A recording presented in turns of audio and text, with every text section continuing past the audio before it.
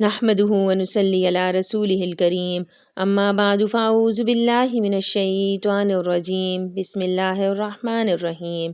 پیارے ناظرین، آج میں آپ کی خدمت میں ماہ رمضان میں جمعے کے دن کا وظیفہ لے کر حاضر ہوئی ہوں۔ پیارے ناظرین، جمعے کا دن بہت ہی بابرکت دن ہوتا ہے۔ اس دن میں ایک ساتھ ایسی ہوتی ہے جس میں دعا قبول ہوتی ہے۔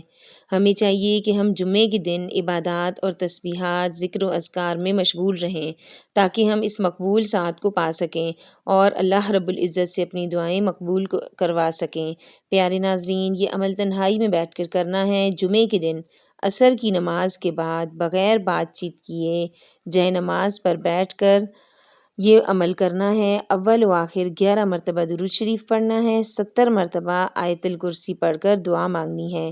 انشاءاللہ تعالی جس مقصد کے لیے آپ دعا مانگیں گے وہ ضرور پورا ہوگا۔ پیارے ناظرین، اگر میری ویڈیو آپ کو پسند آئی ہے تو پلیز میرے چینل کو سبسکرائب کریں اور میری ویڈیو کو لائک اور شیئر بھی ضرور کیجیے گا۔ اللہ نگہبان۔